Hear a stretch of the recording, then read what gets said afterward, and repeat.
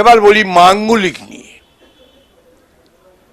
মাঙ্গলিক ক্ষেত্রে আমরা বলে থাকি বিবাহিত জীবন ডিস্টারবেন্স, ঝামেলা। মাঙ্গলিক দোষ থাকলে এটা ভুল তথ্য।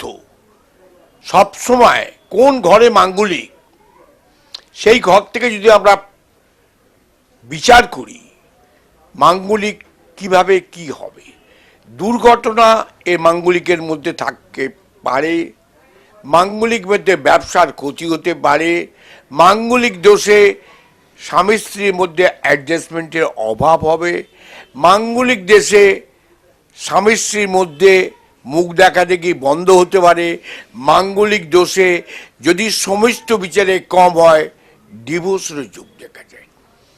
মাঙ্গলিকের চেয়ে আরও খারাপ হচ্ছে ক্রিয়াদোষ। এই ক্রিয়াদোষ যখন আমরা দেখি, এই ক্রিয়াদোষকে নিয়ে আমরা অনেক কালচার করেছি। 100-র মধ্যে আমি দেখেছি 60% ডিভোর্স হয়, আর না হলে কেস মকদ্দমা আইনের আওতায় চলে, বা ছেলে পক্ষর বাড়ি থেকে মেয়েটাকে মেনে নিচ্ছে না, বা মেয়ে পক্ষর বাড়ি থেকে ছেলেটাকে মেনে নিচ্ছে। এই মাঙ্গলিক দোষ কাটাবার জন্যে আমরা অনেক চেষ্টা করেছি। আজকে আমরা মাঙ্গলিক দোষ কাটিয়েছি। আমি মহারাজ কল্যাণেশ্বর বলছি, মাঙ্গলিক ক্রিয়া এমনকি 12.5 সুন্দর সংসার করছে, ইস্যু হয়েছে।